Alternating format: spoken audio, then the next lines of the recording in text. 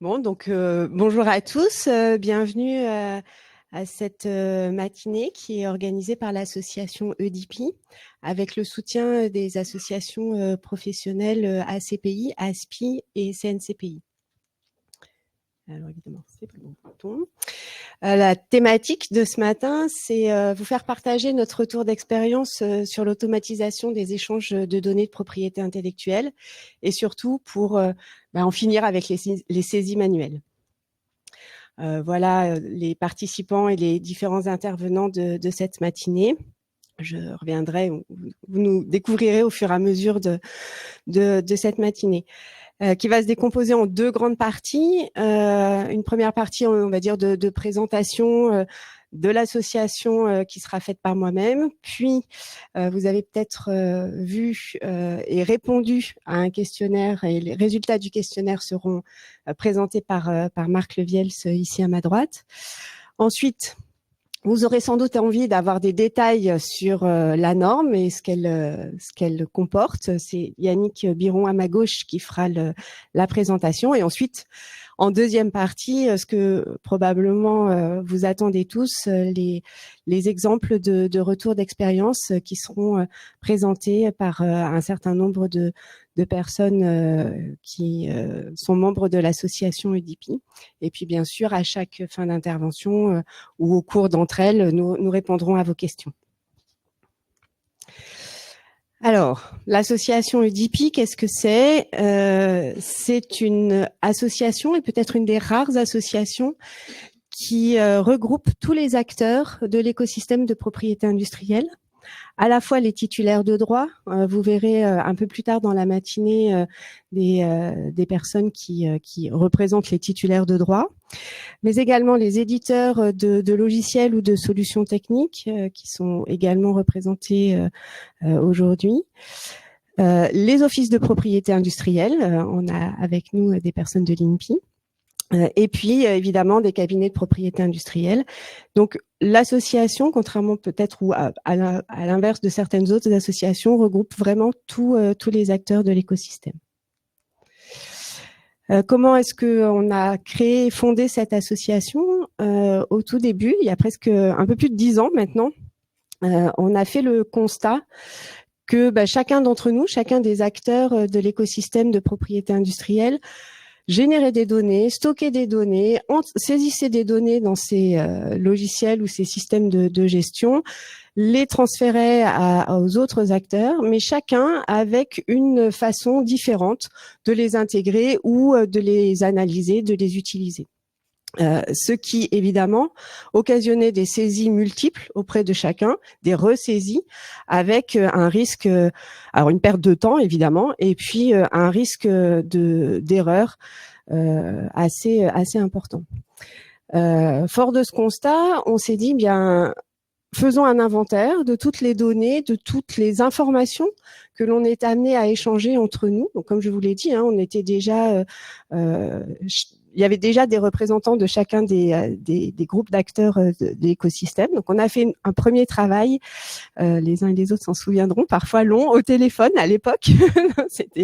C'était parfois assez, ça demandait beaucoup de concentration. Donc, on a fait un premier inventaire de toutes ces données, savoir comment chacun les saisissait dans son logiciel, comment il les transférait.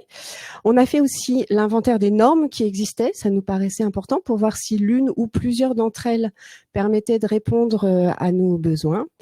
Et on s'est aperçu que non, aucune norme existante ne permettait de répondre à la problématique qu'on s'était posée. Ainsi, on a demandé à l'AFNOR et on a créé un groupe au sein de l'AFNOR, Marc pourra répondre à des questions plus précises sur ce sujet, pour rédiger et publier la première version de cette norme.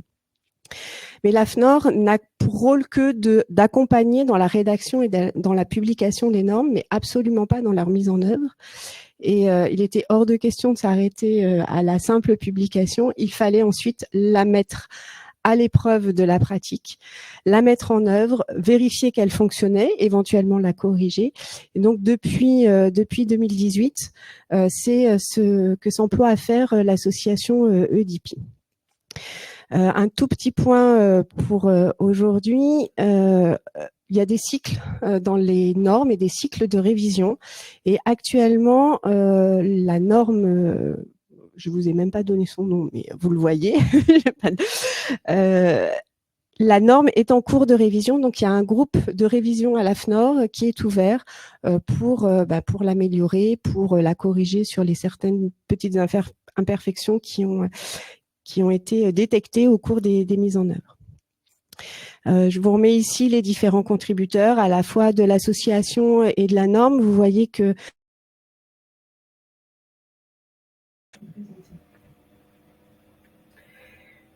quelles sont les missions de l'association? Bien, comme je l'ai dit, d'harmoniser les échanges de données informatisées entre les différents acteurs de propriété intellectuelle, notamment à travers la norme, et également d'apporter un appui technique aux différentes mises en œuvre qui sont en cours.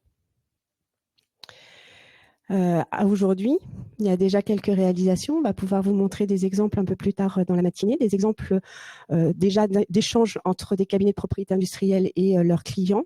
C'est le cas entre Régimbaud et Pierre Fabre, ou entre cabinet Camus-Lepkiri et Legrand, mais également des échanges avec l'Office et les éditeurs de logiciels. Vous verrez un peu plus tard un exemple entre le portail de l'INPI et le logiciel Patricia, édité par la société Patrix, sur le dépôt d'une marque.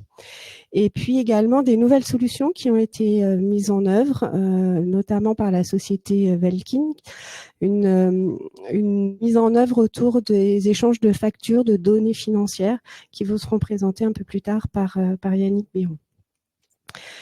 Je suis sûre que vous avez très envie de nous rejoindre, c'est tout à fait possible.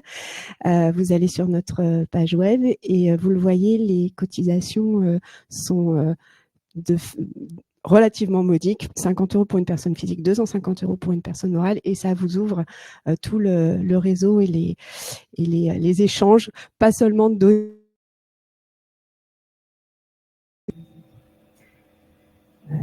Voilà, ma journée est finie. Alors, si une question, le constat qu'on s'était fait il y a une dizaine d'années, est-ce qu'il est toujours d'actualité ou est-ce que les choses ont évolué? Marc, je te laisse pour la suite. Merci Marie-Flore, je vais récupérer.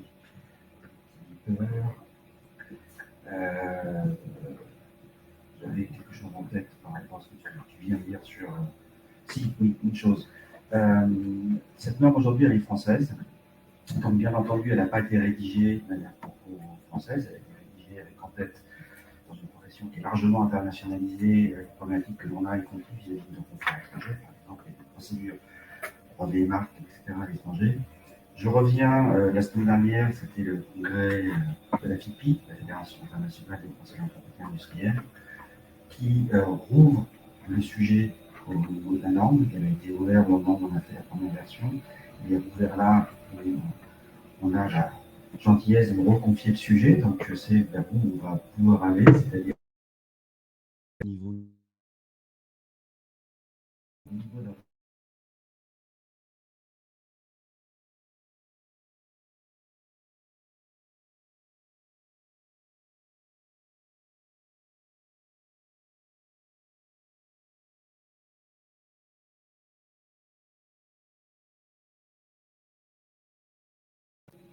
Alors effectivement, est-ce que notre diagnostic de l'époque est toujours d'actualité? On est vu dans nos travaux de promotion de la norme d'essayer de refaire.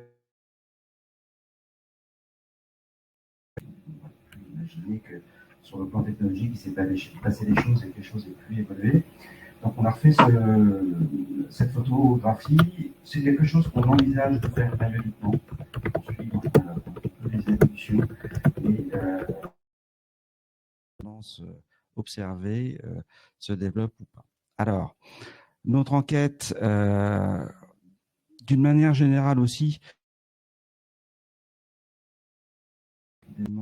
modestement, et on a été là aussi très heureux de voir, là je crois qu'il y a à peu près une centaine de personnes qui se sont inscrits et connectés pour une association qui n'est pas connue du tout. Tout le monde nous a dit qu'ils ne connaissaient pas a priori l'association avant. Donc on pense que le sujet déjà est un sujet qui parle et sur lequel il y a des interrogations. Même chose sur le questionnaire, on a eu donc 83 répondants qui représentent, je dirais, bien le panel au sens où ce sont essentiellement les titulaires de droit et des cabinets, donc les gens qui manipulent vraiment au cœur du système les données, quelques avocats. On a une surreprésentation des activités brevets, ce qui n'est pas étonnant pour un sujet un peu technique et donc qui a attiré forcément l'attention au départ des ingénieurs brevets. On va travailler, notamment l'association, on a contacté la PRAM dans la liste des associations, c'est peut-être aussi un sujet que d'essayer de remobiliser un petit peu les utilisateurs importants des activités plutôt tournées vers les marques et le juridique. Les répondants sont essentiellement des dirigeants, des ingénieurs et juristes, donc là aussi des gens qui sont au cœur de la manipulation des informations qu'on traite au sein de la norme et dans nos échanges. Et enfin, on voit que, et on verra après, l'ensemble des répondants est équipé en termes d'IPMS, d'outils de gestion. Une chose qui ressort, que j'ai noté, que j'ai entouré là en rouge, c'est le fait que à peu près la moitié des répondants utilisent un IPMS développé par un éditeur externe. C'est ce qu'on observe à peu près. C'est-à-dire que là, c'est un peu plus fort que la moyenne qu'on observe quand on interroge de manière un peu plus large, notamment au niveau des cabinets, chose que je connais un peu plus, on a à peu près 50-50. 50% développant leurs propres solutions, 50% aujourd'hui faisant appel à des solutions du marché. On est à peu près dans ces proportions. Voilà, donc sur les IPMS, on voit que parmi les répondants, on a déjà un large panel des IPMS existants, on en a une quinzaine qui sont représentés. Voilà, les plus importants étant statistiquement les plus représentés, ce qui est tout à fait logique. Et concernant les échanges et les interconnexions entre l'IPMS, donc le système de gestion de la propriété intellectuelle, et d'autres logiciels périphériques dans l'écosystème des répondants, on voit que la majorité des interconnexions portent sur les logiciels de compta, de facturation, donc la chaîne financière. J'anticipe un peu une réponse de fin de questionnaire. On peut considérer que c'est un peu paradoxal avec les priorités que chacun peut se donner. C'est-à-dire que, et c'est peut-être lié au panel, c'est-à-dire quand on demande quels sont les sujets à automatiser, on va avoir des réponses qui vont porter plus sur les procédures, les données de brevets, les données de marque, etc., moins les données financières. On voit que en pratique, c'est quand même ça qu'on commence par interconnecter parce que c'est là qu'il y a des flux importants. Donc, je pense que ça relativise la réponse sur le focus. C'est peut-être aussi parce que c'est un manque aujourd'hui par rapport à ces interconnexions sur lesquelles déjà un travail a sans doute été fait. Alors, le constat change pas. Alors, on peut se féliciter du fait qu'on a choisi une cause qui mérite encore qu'on y travaille. On peut s'en désoler en se disant que c'est le verre d'eau à moitié vide ou à moitié plein. Il y a encore du travail à faire. Donc l'essentiel, là, on a interrogé sur les imports et saisies de données qu'on constate être majoritairement et très majoritairement encore être fait dans les IPMS de manière manuelle.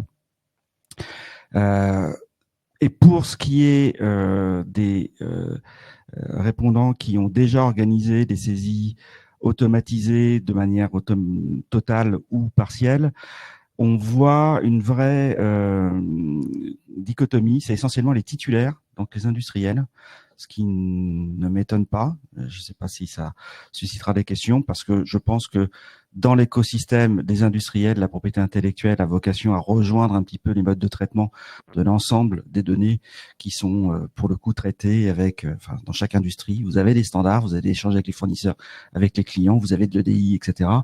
Donc le fait que ça aille plus naturellement et plus rapidement se mettre en place du point de vue des données de propriété intellectuelle dans ces écosystèmes-là que chez les conseillers en propriété industrielle, profession juridique, toujours un petit peu plus lente à bouger sur les questions informatiques, c'est pas vraiment étonnant. Ça se vérifie dans les réponses.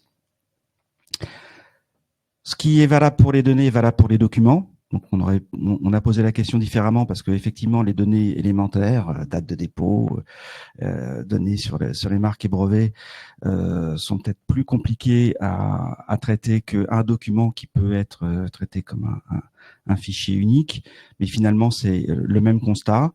Bon, si on veut faire dans la nuance, un petit peu moins marqué, mais encore largement traité manuellement, donc des imports dans les systèmes de manière manuelle. Et une utilisation là aussi plus forte, notamment d'outils de plugins via les courriels chez les industriels. Même chose, je pense que c'est des outils qui sont utilisés dans d'autres contextes et qui ont été adaptés au flux concernant les documents de propriété intellectuelle.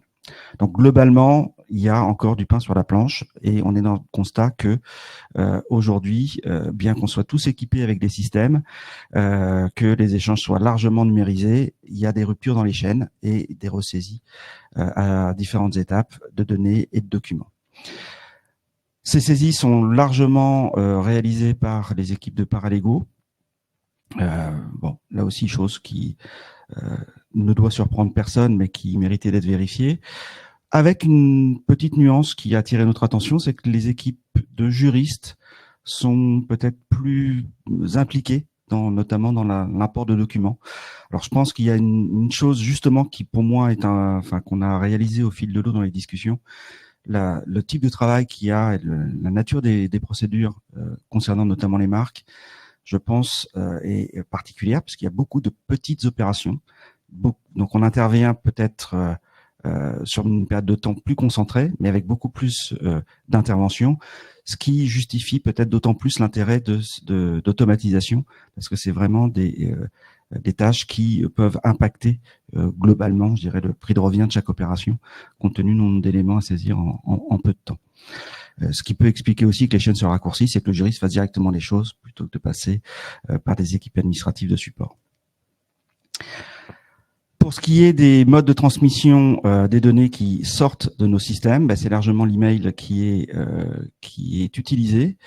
Donc on peut dire que c'est digitalisé, mais encore dans un mode qui nécessite finalement un traitement pseudo-manuel.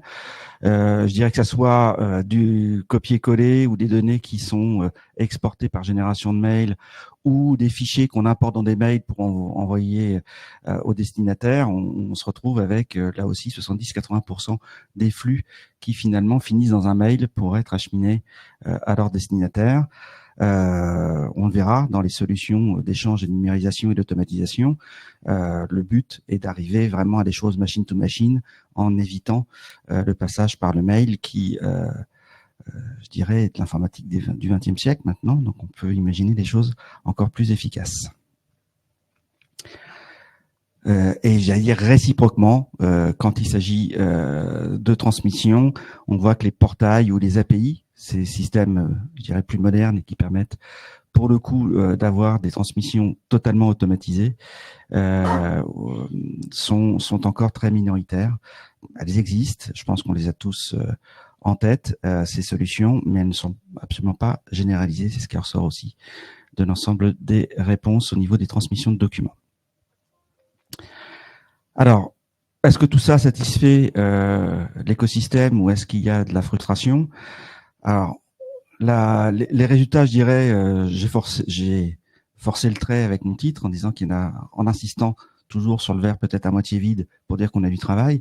On pourrait regarder le fait qu'il y en a à peu près le même quantité qui se dit finalement satisfait, 20, 25, 30% des gens qui finalement travaillent comme cela pour différentes raisons. Dans les verbatims, on fournira certainement les résultats plus complets. On voit par exemple que les petites structures sont moins sensibles que les grosses, compte tenu des volumétries. Donc finalement, le traitement par mail sur des supports numérisés peuvent, dans certains contextes, être considérés comme tout à fait satisfaisants. Je pense que la chose importante, c'est le ne se prononce pas, plus de la moitié. Donc, je pense que c'est aussi une problématique qui reste encore à travailler et on a encore de la sensibilisation, là aussi du pain sur la planche pour l'association. Donc voilà, quand on pose directement la question de savoir si cette problématique d'automatisation qui était, comme l'a dit Marie-Flore, notre point de départ, comment arriver à être plus efficace, plus efficient sur les échanges entre les différents acteurs sur toute la chaîne de transmission d'informations qu'on a dans nos métiers. Bon, on voit que là, pour le coup, il y a quelque chose qui se dégage puisque tout le monde trouve ça souhaitable ou prioritaire. Je pense que là encore, quand on regarde d'autres domaines d'activité, ce sont des choses qui sont déjà en place et que, pour le coup, on a l'inconvénient ou l'avantage finalement d'arriver un peu après la bataille sur certains points et de pouvoir s'inspirer de ce qui se fait ailleurs.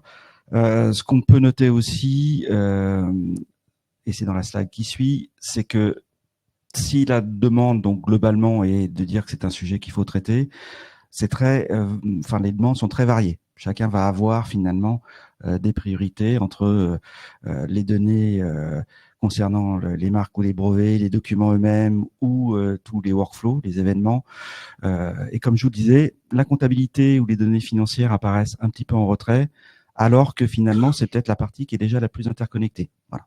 Et que pour ceux qui sont vraiment les mains dans le cambouis dans le métier, on sait aussi qu'il n'y a pas une opération qui n'a pas sa composante financière, sa facture, sa taxe à payer derrière, et donc qui constitue une grosse proportion des échanges que nous opérons. Donc voilà, résultat à considérer, mais peut-être aussi à relativiser. Un autre point qui nous semblait aussi important d'évoquer, c'était la sécurisation de ces échanges, parce que souvent, avec l'automatisation ou les échanges machine-to-machine, se pose immédiatement la question de savoir comment ces choses-là sont sécurisées. Est-ce que les échanges actuels, notamment par mail, sont considérés comme satisfaisants de ce point? Est-ce qu'il y a marge de progression? Donc là, globalement, même chose, beaucoup des réponses très mitigées, je dirais, où il y a un peu de tout. Si on essaie de voir une tendance, bon, j'ai noté qu'un tiers des répondants s'estimaient satisfaits des sécurisations actuelles. Entre insuffisant et moyen, on peut considérer qu'il y a la même proportion. Et encore beaucoup de personnes qui ne se prononcent pas. Notre sentiment, c'est que de ce point de vue-là, il y a encore des progrès potentiels à faire, surtout qu'on est dans des professions couvertes par le secret professionnel. Donc, je dirais la traçabilité des échanges et la sécurisation de la confidentialité, voilà, les mails, ça marche, mais on connaît les limites aussi. Donc, on pense aussi qu'il y a un sujet qui mérite d'être creusé. Dernier point, qui nous semble important parce que c'est un petit peu ce qui peut motiver à se lancer dans ces actions-là, c'est est-ce que aujourd'hui il y a une mesure du coût des traitements des données entrantes et sortantes, ou est-ce qu'il n'y en a pas? Ce qu'on constate, et personnellement ça ne me surprend pas, parce que j'ai fait l'exercice dans mon cabinet, mais je l'ai fait très récemment, c'est voilà, combien coûte le traitement d'une facture, combien coûte le traitement d'une lettre officielle, combien coûte le traitement. Donc je parle uniquement en termes de récupération des données, mise à jour de l'IPMS, transmission au client, etc. C'est des choses qu'on voit globalement au travers des équipes qu'on mobilise pour faire tout ça, mais on n'a pas d'analyse analytique détaillée, ce qui peut être un frein à l'idée qu'il y a des choses, pour la mesure des gains potentiels au travers des changements qu'on envisage là. Donc, je pense que ça aussi, c'est peut-être un chantier pour pouvoir mesurer le retour sur investissement et l'intérêt des investissements à faire dans ce domaine. De notre point de vue, on est convaincu qu'il y a des choses à faire, mais je pense que là, il y a des informations à aller rechercher sur le terrain. Et justement, donc là, on va passer au cas plus concret. Donc, Yannick va nous présenter le détail de la norme, parce que ça, c'est l'outil que nous, on promeut pour ce type d'échange, et on rentrera après dans les exemples de mise en place chez les uns et les autres. Je te passe la parole, Yannick. Je ne sais pas si vous m'entendez. Merci Marc. Je voulais juste effectivement confirmer qu'on donnera accès à tout le questionnaire en fait avec l'analyse détaillée et vous pouvez regarder, peut-être c'était un peu petit peut-être pour certains dans la salle, donc vous aurez tous les détails par email un peu plus tard. Donc effectivement, je vais revenir sur la norme. Ce qui était intéressant effectivement, c'est que le questionnaire il confirmait déjà le constat qu'on avait fait il y a quelques temps. Effectivement, c'est une slide qui date déjà de 2018 ou 2019, je crois, même peut-être avant. Et effectivement, l'idée, c'est qu'on continue d'échanger par Outlook, par éventuellement Excel et évidemment par PDF. Et en fait, finalement, quand on est passé du courrier papier, quand tout le monde est passé paperless ou zéro paper à l'époque, finalement, on a reproduit quasiment la même chose. C'est-à-dire, on l'envoie le courrier, au lieu de le faire finalement en papier, on l'a fait par email et on transmet le courrier par email. Donc, l'objet vraiment de l'association et de la norme, c'est de promouvoir des méthodes d'échange beaucoup plus efficaces et qui mettent à profit en fait les systèmes informatiques, qui permettent de diviser l'information, de répartir l'information, de se partager l'information structurée. Donc, c'est vraiment ça le cœur du sujet. On a déjà des normes qui existent et tous ceux qui sont là, je pense, les connaissent. L'idée, c'est aussi d'interagir de manière plus efficace. Et les premiers à faire ça, et c'est normal, ça se comprend, c'est lié au volume, parce qu'évidemment, n'importe quel déposant, même les plus gros en Europe, ils ont beaucoup moins de dossiers que ceux de l'OOB. Et pareil pour l'INPI, qui gère quand même 17 000, je crois, pas loin, en tout cas brevets, et sur l'ensemble des titres, peut-être plus encore par an, ouais. Bien sûr, par an. Et donc, du coup, ça justifie eux aussi, déjà dès le début, c'est même les plus en avant là-dessus, puisqu'il fallait qu'ils gèrent ces volumes. Et nous, du coup, on est bientôt confrontés aux mêmes problématiques. Et effectivement, comme disait Marc, je pense que le sujet est d'autant plus important que les volumes à traiter sont importants, évidemment. Donc ça, c'était des normes qui étaient plutôt dédiées aux offices. Typiquement, quelque chose qui n'apparaît pas du tout dans ces normes-là, c'est toutes les gestions comptables et financières. Ça, c'est pas un sujet qui était la priorité des offices, hormis les taxes officielles. C'était pas vraiment une des priorités. Il y a d'autres choses qui existent, comme ceux qui sont intéressés à ces sujets sur la facturation, tout ce qui est l'EDES. Donc le l'EDES et l'UTBMS, c'est un peu des normes pour catégoriser les factures en fonction des tâches dans la vie des titres de propriété industrielle. Ils sont assez orientés US. En fait, initialement, ça a été fait aux États-Unis. Mais à nouveau, l'idée, c'était de dire, OK, comment est-ce qu'on peut faire pour catégoriser les factures pour qu'il n'y ait pas quelqu'un manuellement qui se dise, OK, de quoi il s'agit, où est-ce que je le range? Et puis, à la fin de l'année, quand on fait le bilan de ce qu'on a dépensé au Japon, pour une US, pour une prolongation de délai qui coûte $600, combien de ce cabinet il m'a facturé de surcharge, alors qu'il aurait pu les éviter peut-être, alors qu'il y en a un autre à côté qui fait la même chose sans faire de surcharge annuelle. Donc tout ça, ça permet vraiment uniquement, c'est de pouvoir faire de l'analyse et de vraiment d'améliorer ces processus et d'être plus efficace. Là, aujourd'hui, on voit apparaître sur le marché français des choses comme Chorus. Évidemment, l'État français et potentiellement beaucoup d'autres ont intérêt aussi à maîtriser les données beaucoup mieux et à avoir accès à ce qui se passe. Ça a des conséquences pour nous et peut-être que la norme peut aussi aider parce qu'on pourrait potentiellement échanger avec des solutions comme Chorus via les structures type de la norme AFNOR. Bon, nous, l'idée du groupe de travail initialement qui a abouti à la norme, c'était d'arriver à quelque chose qui fonctionne un peu pour tout, avec des expériences qui étaient variées. On l'a vu, c'est ça qui est, je trouve, vraiment hyper intéressant dans ce projet, c'est qu'on avait des gens de Patrix, des gens d'Anaqua, des gens de cabinet, des gens d'industrie, l'INPI qui s'est mêlé à la discussion assez tôt et tout. Donc ça, c'est quand même vraiment super intéressant et ça permet d'arriver à quelque chose où on a tous partagé en fait les expériences et au final, la norme aujourd'hui, elle est quand même assez puissante.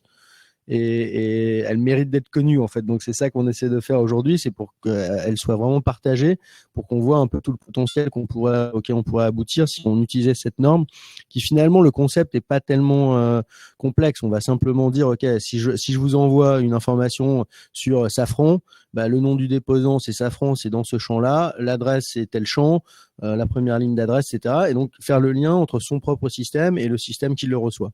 Finalement, ça va pas être beaucoup plus compliqué que ça. Donc après, l'idée, c'est de comment on le structure, comment on l'organise. Et donc ça, c'est vraiment l'objet de la norme et c'est ce qui a été publié par l'AFNOR. C'est vraiment une explication de cette organisation de données. Le challenge, évidemment, là, on le répète, mais évidemment, on est dans un système vraiment international, on a des échanges sécurisés, des processus complexes quand même, c'est quand même pas si simple. Si on regarde les tarifs, on parlait tarifs récemment, la semaine dernière, pour la gestion des tarifs d'un cabinet à un autre, pour ceux qui sont un peu plongés dans ces sujets, ça peut faire un peu peur. Donc, quand on imagine qu'on doit les partager ou les aligner, alors là, ça devient vraiment, il y a quelques casse-têtes.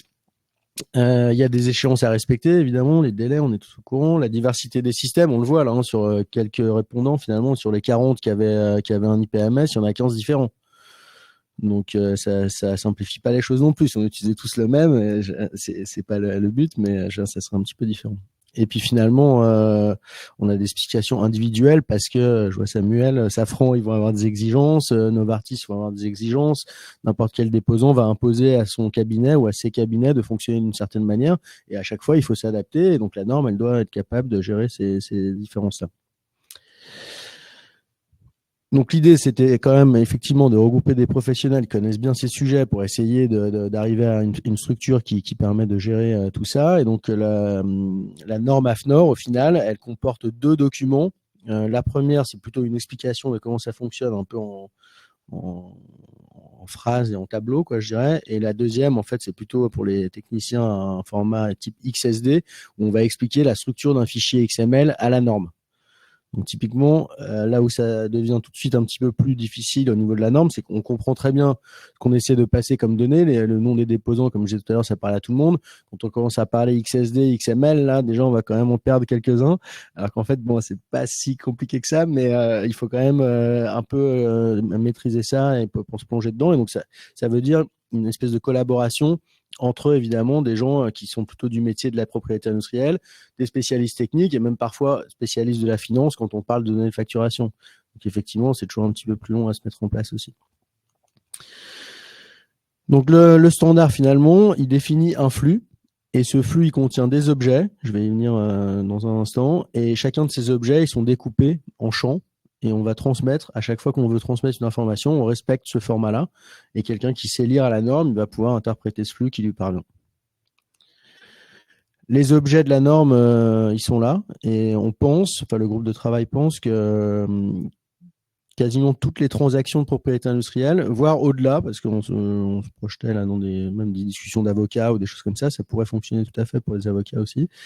Mais au final, avec une description des parties et des champs qui définissent qui sont les parties impliquées, un objet actif, élément de patrimoine immatériel, en fait, vraiment de manière très large, hein, ça peut être un contrat, ça peut être n'importe quel type d'actif, les événements, donc des délais, des échéances principalement, les documents et les pièces financières, finalement, on va réussir à transmettre n'importe quel type de données à n'importe quel acteur dans le monde. Et simplement comment on les envoie. Donc ça, la norme, elle décrit précisément comment ça marche. J'y reviendrai un petit peu tout à l'heure sur l'aspect pièce financière avec un cas plus pratique, mais pour que vous voyez un petit peu le niveau de détail dans lequel on rentre. Mais au final, on arrive quand même à des niveaux assez détaillés où on va dire, bon voilà, ça c'est le champ avec la TVA, ça c'est le champ avec savoir si c'est un débours ou pas un débours. Donc il y a quand même, après, on arrive sur des trucs un peu plus détaillés. On le verra tout à l'heure sur les pièces financières, mais c'est pareil pour une partie. On peut avoir des choses du type cette partie, elle s'appelait SNECMA en fait de 99 à 2004. Après, elle est devenue Safran Aircraft Engines. Donc ça, c'est des choses qui doivent pouvoir évoluer et se transmettre aussi. Donc la norme, elle prévoit ça. Donc il y a des données historisées où on va pouvoir dire ok, à tel moment c'était telle valeur, mais pendant une autre c'était une autre. Voilà, si je prends un exemple d'un flux classique dans le domaine de la propriété industrielle, là c'est le dépôt d'une demande, je crois que j'ai précisé brevet en dessous, ça pourrait être une marque, un dessin, un modèle, peu importe. Mais finalement, on a un titulaire qui va envoyer un document à un conseiller en propriété industrielle, typiquement, il va lui demander est-ce que tu peux regarder et me dire si on peut pas déposer une demande de brevet avec ça. Finalement, il va lui dire oui, ça je peux. Et donc toutes ces données-là, en fait, qu'il envoie, même le document lui-même, il pourrait être transmis au format de la norme. Et puis après, il peut y avoir des échéances. Il faut que tu me déposes du coup cette demande de brevet avant telle date parce qu'il y a un congrès qui a lieu une semaine après. Et donc tout ça, ça pourrait tout à fait être transmis dans les formats type norme sans email. En fait, le principe, c'est vraiment, il faut imaginer une transaction à la place d'un email. Ensuite, le cabinet finalement décide de déposer la demande de brevet auprès de l'office ou la demande de marque. Et pareil, il va envoyer un certain nombre d'informations à l'INPI pour la France. Et que l'INPI va pouvoir traiter, et à nouveau répondre aussi en donnant la date de dépôt, le récépissé de dépôt de l'INPI pourrait être transmis avec les mêmes données, sans risque d'erreur, de manière beaucoup plus efficace, directement au format de la norme. Donc ça, c'est ce qui est prévu et c'est ce qui est en train d'être examiné par l'office. Et évidemment, derrière, le cabinet, il peut reporter les mêmes infos vers le titulaire exactement de la même manière.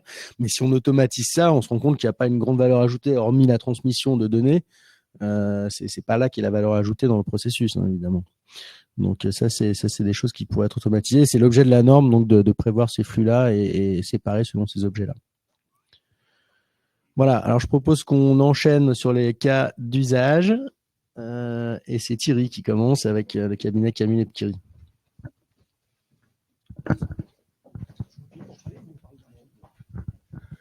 Tiens, je mets la télécommande. Bonjour à tous, donc oui, Thierry Schmidt du cabinet Camille Epkiri. On utilise un IPMS propriétaire développé en interne Et on a choisi effectivement d'utiliser la norme pour faire de l'échange de données avec tous ceux qui voudront bien participer avec nous. Donc l'exemple que je vais vous proposer ici, c'est une intégration que j'appelle contextualisée de données dans notre application. Ok. Donc pour ceux qui ont déjà pu me voir, notamment à la CNCPI, faire une démonstration, j'avais fait à l'époque une démonstration d'intégration que j'avais appelée non contextualisée. Je vais revenir sur ces deux termes pour que ce soit un peu plus clair pour tout le monde. Donc ce que j'appelle une intégration sans contexte, c'est quand on reçoit un flux mais qu'on ne sait pas ce qu'il y a dedans. Donc on va le proposer à l'application qui va l'analyser et qui va proposer toutes les mises à jour possibles à partir de ce flux.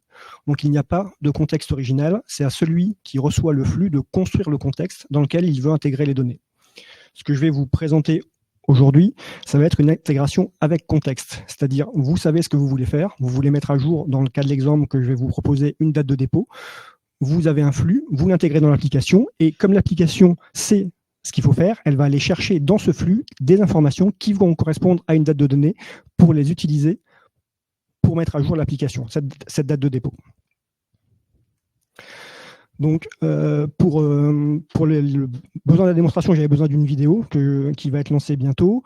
Je me suis permis de faire une petite citation d'un auteur que j'aime bien, Arthur C. Clarke, à savoir que toute technologie suffisamment avancée est indiscernable de la magie. Ce que cette vidéo va essayer de faire, en fait, c'est se situer au milieu du gué. C'est-à-dire, vous n'allez pas juste voir un formulaire qui se remplit, une base de données qui se met à jour. Je vais essayer d'expliquer un peu comment ça se passe sous le capot. Merci David, tu bien. Le but de cette vidéo est d'illustrer comment on peut intégrer la norme dans une application existante. Cette application n'est au départ pas configurée pour travailler à la norme. Le scénario de cette vidéo commence alors que l'on vient de déposer une demande de brevet pour le cas référencé 20 000 FR dans l'application. C'est le cas que vous avez sous les yeux en ce moment. Vous pouvez constater qu'il n'a ni date de dépôt ni numéro de dépôt. La conséquence de ce dépôt est que l'on a obtenu en retour une notification de dépôt. Cette notification de dépôt est un fichier à la norme, c'est-à-dire un fichier XML que je vous montre actuellement sans le commenter pour savoir d'où on part. À partir de là, on peut tenter de saisir la date de dépôt. Pour ce faire, on va ouvrir le cas. On va aller en saisie de date de dépôt et là on constate que l'interface est classique, c'est-à-dire qu'elle demande pour la date de dépôt la saisie d'une date et d'un numéro. Ce n'est pas ce à quoi l'on s'attendait. Il faut donc configurer l'application pour qu'elle travaille à la norme. Je vais aller le faire rapidement. On va dans les préférences, on active l'intégration. Tout s'est bien passé et on revient sur notre cas. On peut maintenant saisir la date de dépôt. Et on constate qu'on peut sélectionner un fichier pour précharger le formulaire. On va donc aller chercher le fichier qui correspond à la notification de date de dépôt. Lors de ce premier chargement, on constate qu'il ne se passe rien, ou plus exactement que les champs ne sont pas remplis. C'est parce que l'application n'est pas configurée. Ici, le message que vous avez sous les yeux vous propose d'associer le code fil dans le référentiel de l'application au code B108 dans un référentiel qui existe au sein de la notification de date de dépôt. Je vais donc faire cette association. Je relance le formulaire de saisie, je retourne chercher mon fichier, et cette fois, comme l'association est faite, le formulaire se pré-remplit correctement. On voit donc que la date de dépôt a été remplie, que le numéro de dépôt a été rempli, et qu'on nous propose de joindre à la saisie de la date de dépôt un fichier. On aurait bien envie de pouvoir vérifier si les informations sont correctes. Pour ce faire, on a un petit bouton ici qui s'appelle for hash qui nous permet de transformer le fichier XML en quelque chose de plus intelligible par un être humain. Le résultat de la transformation est ici. Je vais séparer l'écran en deux.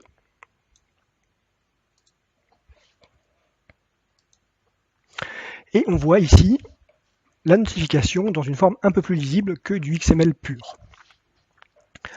On voit donc que la notification porte sur un brevet qui a deux identifiants. L'identifiant FR 010101 pour l'INPI et l'identifiant 2 dans le référentiel Camille Lepkiri qui est celui de l'application.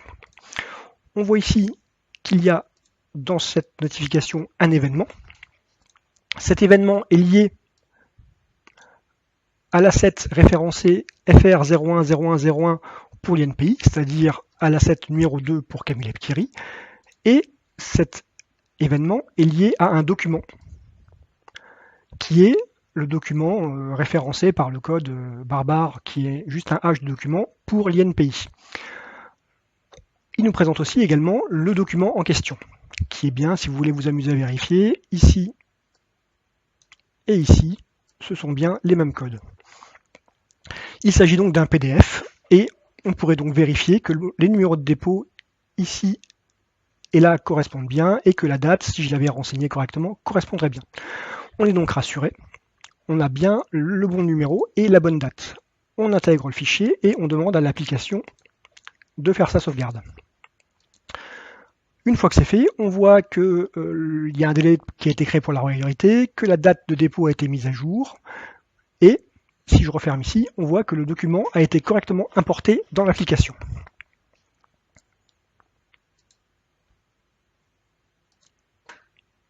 C'est bien le document qu'on vient de voir. On a donc finalement, en quelques clics et sans utiliser le clavier, pu saisir une date de dépôt dans une application et y intégrer la notification PDF correspondante. Pour ceux qui auraient un doute, on peut fermer cette fenêtre et aller la voir dans la liste des délais et on constatera qu'il y a bien effectivement un nouveau délai qui a été créé qui correspond à un délai de priorité pour le cas dont la référence est 20002 FR et que ce cas a bien une date de dépôt au 01-10-2024 avec le numéro que je ne répéterai pas. Je vais également ajouter que cette saisie est relativement facile à sécuriser puisque je me suis permis de faire un petit test en changeant les identifiants dans le fichier XML et en créant donc un faux fichier XML. Si je vais chercher à partir donc de ce cas 20000 FR, un fichier XML avec un mauvais identifiant, vous voyez qu'il me répond qu'il n'y a aucun asset correspondant au contexte dans le flux et donc il ne met rien à jour. Donc on ne peut pas se tromper, on ne peut pas saisir une mauvaise notification de date de dépôt sur un fichier qui ne correspondrait pas. L'erreur elle est à nouveau assez simple à vérifier. Si on redemande la transformation et qu'on ouvre le fichier transformé, on va voir qu'ici en fait on va parler de ce fichier-là et non plus du fichier numéro 2 qui est celui auquel on s'attend étant donné le contexte de mise à jour.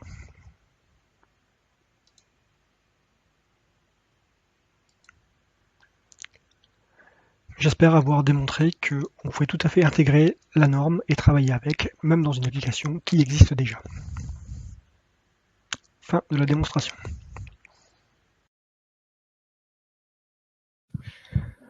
Voilà, comme ça a été dit, c'est la fin de la démonstration. Je me rends compte en la revoyant une nouvelle fois que j'ai peut-être été un petit peu trop technique, j'espère pas trop. Il y aurait de mon point de vue beaucoup de choses à dire encore là-dessus. Pour l'anecdote, je dirais simplement qu'effectivement, je suis parti d'un flux XML qui aurait été émis dans une hypothèse par l'INPI en retour à un dépôt de demande de brevet. Et la mise à jour de l'application a transformé ce flux-là en un autre flux JSON qui est envoyé à une API de notre application pour la mise à jour de l'IPMS. Voilà. C'est tout pour moi. Oui, est-ce qu'il y a des questions déjà ou...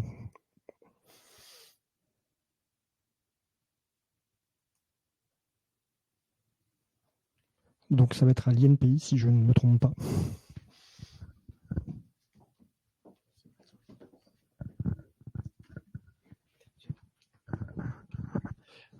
Bonjour à tous, donc Jean-Baptiste Dargaud de l'INPI. J'ai eu le plaisir de rejoindre l'équipe EDP pour travailler avec eux depuis maintenant, je dirais, 7 ans, je pense, 6 ans, 7 ans. Et donc j'ai été très très séduit par la norme qui était proposée, parce que tout ce qui a été évoqué comme problème de ressaisie, etc., ce sont des choses qu'on constate avec tous nos clients. On offre un portail qui contraint, qui oblige à saisir manuellement. On a très régulièrement des gens qui appellent pour dire oui, mais en fait j'ai pas mis le bon numéro de prio, je me suis trompé dans ma référence client, est-ce que vous pouvez la modifier, j'ai mal tapé l'adresse, etc. Donc on a un travail derrière chez nous de notre personnel administratif assez conséquent pour corriger toutes ces erreurs. Et donc évidemment tout ce qui peut limiter le nombre d'erreurs, le nombre de notifications pour mauvais numéros, etc., ça nous intéressait. Donc on a été tout de suite emballé pour mettre en place ce sujet. On a commencé à travailler avec l'association en faisant un petit périmètre et puis rapidement On a profité du fait que l'INPI était en train de moderniser l'ensemble de ses systèmes d'information pays. Donc, d'abord les dessins modèles, les marques qui se sont terminées l'année dernière, et maintenant, en ce moment, les brevets, pour intégrer au moins en mode de démonstration cette norme. Donc, on l'a pu le faire dans les marques et on est en mesure aujourd'hui de vous proposer, c'est déjà en production, de pouvoir faire un dépôt de marque avec un fichier à la norme.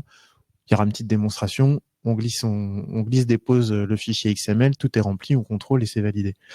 Mais avant ça, petit point sur comment est-ce que ce fichier est généré, merci, par notre collègue. Alors, on a travaillé pour cette mise en place avec le logiciel Patrix, le Patricia de chez Patrix. Donc, on a eu beaucoup d'échanges pour définir tout ce que j'ai appelé ici les constantes locales. Donc c'est un peu ce que Thierry a pu vous montrer dans sa démonstration. La force de cette norme, c'est qu'elle ne contraint pas tout le monde nécessairement à utiliser le même vocabulaire.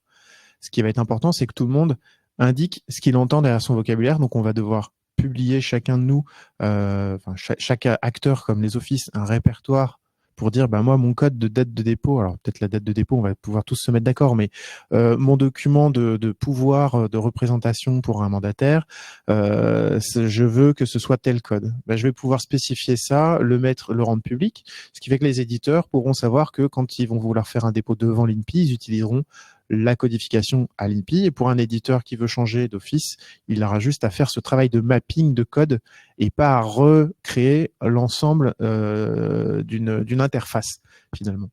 Donc c'est ce travail-là qu'on a pu faire avec Patricia. Et Marie-Flore va vous montrer la première partie qui est donc la génération du flux. Et on a une vidéo. Oui, pardon, je me fais le porte-voix de Dominique Hubbard qui a eu un empêchement aujourd'hui pour vous présenter donc le côté logiciel Patricia du dépôt. Alors, il faut que je me lève un peu parce que je vous vois pas suffisamment. Donc là, on est sur l'interface du logiciel. On est donc en amont du dépôt. On a déjà un certain nombre d'informations qui ont été saisies. On a vu les informations de base avec le logo. On voit ici les informations relatives aux parties, aux déposants. On voit également les informations liées à la classe, au libellé, et puis des documents qui sont associés. Alors ici, c'est un exemple, donc il y a une description de demande de brevet, mais on peut imaginer un document, un pouvoir par exemple, ou quelque chose comme ça.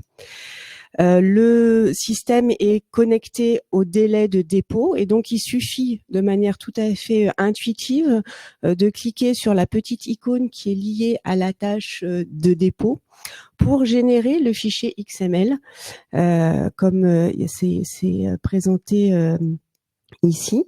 Le fichier XML est donc édité, généré à la norme. Il est ensuite stocké. On voit ici le contenu, je pense.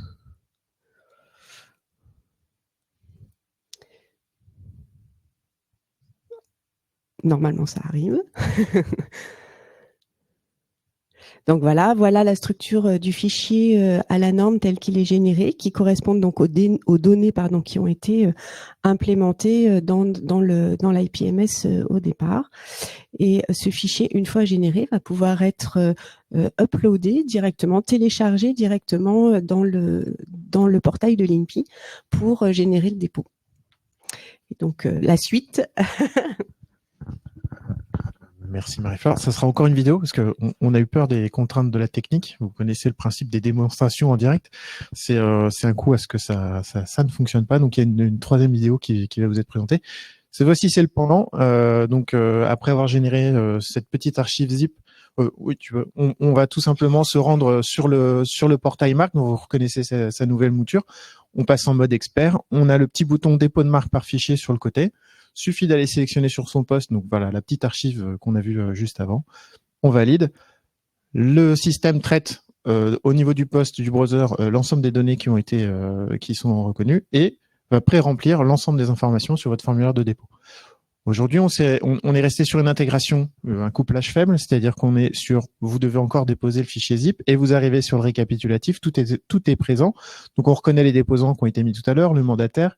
Est-ce que le destinataire consent ou non à recevoir les notifications électroniques? C'est des choses qui sont paramétrables dans la norme. On retrouve le logo qui a pu être ajouté également, les produits et services. On a les différentes options. Là, dans le cas en présent, dans les options, on avait prévu avoir une priorité, une revendication de priorité. Donc, on retrouve bien le numéro, la date de dépôt de la priorité et l'ensemble des documents qui ont pu être fournis, donc le pouvoir et puis les documents afférents à la revendication de priorité, le droit à la revendiquer, la traduction, etc. Et donc, on arrive à la fin, on n'a plus qu'à valider, on a tout contrôlé, on arrive classiquement sur l'écran de paiement que vous pouvez connaître. Donc pour nous, techniquement, jusqu'à présent, ça ne nous changera pas grand-chose puisque ça vous fait quand même passer par le front office. Mais il s'agit là quand même finalement c'est un POC, c'est une proof of concept, mais à une échelle semi-industrielle, puisque à partir de ce POC, on va être en mesure maintenant de pouvoir vous permettre d'automatiser au maximum vos dépôts et vous allez avoir une saisie complètement réduite. Vous allez avoir confiance dans votre éditeur qui va vous fournir un fichier XML que vous pourrez même contrôler si vous avez envie de rentrer dedans. Vous allez pouvoir le contrôler en amont pour vérifier les données. Et vous avez de toute façon toujours l'interface qui vous permet de vérifier le récapitulatif. Cette preuve de concept, on va l'étendre au brevet, à l'ensemble des procédures brevets. Jusqu'à présent, on a fait un dépôt marque. Le projet marque s'est arrêté, donc on retourne pas tout de suite dessus. Là, on est en plein en train de créer le nouvel outil brevet.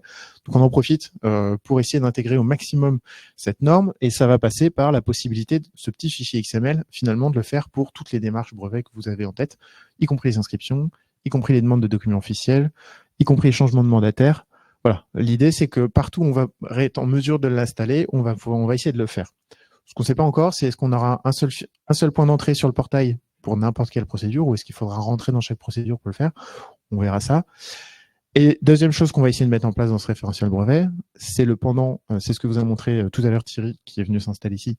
Tout à l'heure, il vous a montré que lui, il avait récupéré une notification de la part de l'INPI à la norme avec un fichier. Bah, ça, on va essayer de vous le mettre en place avec éventuellement, on pourra imaginer que dans un seul fichier XML, il y ait 5, 6, 7, 10 notifications qui correspondent aux 10 notifications que vous n'avez pas encore lues sur votre portail. Donc, vous téléchargez en une fois un zip avec tous vos documents qui vont pouvoir alimenter votre base de données sur les 8-10 titres qui sont concernés par des nouvelles notifications. Autorisation de divulgation, tout ce que vous voulez. Et si tout ça est concluant, moi je le porterai en interne et je sais que je serai assez suivi pour que ce devienne l'interface de nos API qui arrive. Si c'est pas sur le prochain COPS, sur notre prochain contrat d'objectif et de performance avec l'État, ce sera sur celui d'après. Donc là, j'ai mis 2025-2029, au pire 2030-2034. Une question. Les échéances. Alors, pour la partie brevet, on parle de fin 2025. Après, s'il y a des gens qui veulent tester, ça sera en test en amont. Donc, je prends les noms à la fin de la séance, il n'y a pas de problème. Mais oui, de toute façon, on sollicitera les associations pour venir faire des tests, que ce soit sur la norme ou que ce soit sur les interfaces, tout simplement. Oui, Eric.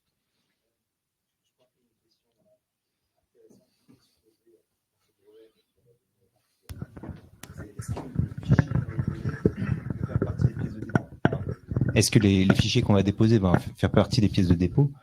Ce qui peut être un challenge côté INPI de traiter ça comme une pièce juridique. Voilà. Donc, je pose ça au milieu de la mare. Après, je pense qu'il faut le traiter d'un point de vue juridique, mais... Oui, il y a des questions qui se posent derrière. Alors, tant qu'on est sur l'interface, je pense que la question ne se pose pas tellement, puisque ça passe par le récapitulatif. Nous, derrière, si on est parfaitement clair sur le fait de dire que c'est ce qui est saisi dans l'interface qui compte, et que le fichier, on n'en fait rien une fois que vous l'avez utilisé, bon, bah là, on est tous au courant et il n'y aura pas trop de questions qui se posent. Quand on va rentrer dans la partie API, là, effectivement, la question va se poser, qu'est-ce qui va constituer la pièce de dépôt? On sera même plus sur du fichier, on sera sur de la donnée, de la charge de données qui est dans une requête put ou post. Donc, en fait, on sera sur des choses intangibles. Donc, est-ce qu'une chose intangible devient une pièce de dépôt? Donc, oui, il y a des questions qui vont se poser. Ouais. Notamment, typiquement, je pense à un truc idiot, c'est oui, bien entendu, il y a un récapitulatif, mais si un document est mal transformé, on sait que ça peut arriver, d'accord?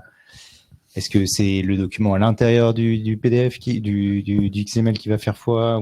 Bref, à mon avis, même s'il y a un récapitulatif, la question je dirais, du poids juridique de ce XML est intéressant à traiter. Enfin, disons que si je devais soulever la question, je le ferais sans hésiter. Voilà. Je me tiendrai prêt alors.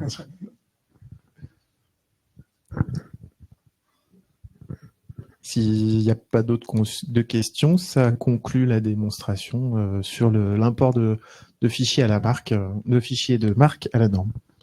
Merci Yannick. Merci Jean-Baptiste. Du coup, moi, je suis resté là. J'aurais peut-être pu aller me rasseoir, mais bon, j'intervenais une seconde fois, donc on m'a demandé de rester. Donc moi, je vais enchaîner en fait. Et je trouve que c'est assez, vous allez avoir un bon panorama parce que du coup, moi, je vais plutôt me concentrer sur les factures. Mais avant ça, je voudrais juste vous faire un petit peu un panorama. Pourquoi nous, on est là, Welkin aussi. L'idée de Welkin, c'est vraiment de connecter les acteurs. Ce qu'on s'est rendu compte en fait au moment de la publication de la norme, c'est qu'en fait c'était pas facile de simplement dire bon voilà il y a la norme AFNOR NF50 X276 qui est publiée, donc maintenant vous pouvez tous utiliser la norme. Concrètement, ça s'est pas passé, et donc du coup, il faut vraiment, c'est quelque chose un peu de tous les jours pour essayer de faire adopter le standard. Et donc l'idée de Welkin, c'est vraiment d'arriver sur le marché avec une solution qui va faciliter l'adoption.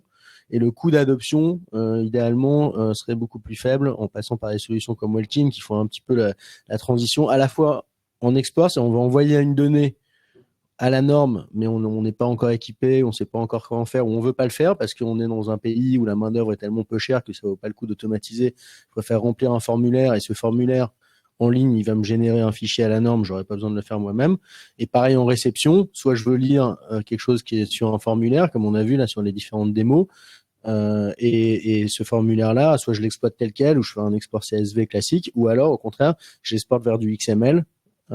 Et je peux l'intégrer dans mon outil facilement. Évidemment, quand on dit XML, l'étape d'après, comme disait Jean-Baptiste, c'est l'API, où évidemment l'idée du portail là dont je parle, et que je vais vous montrer.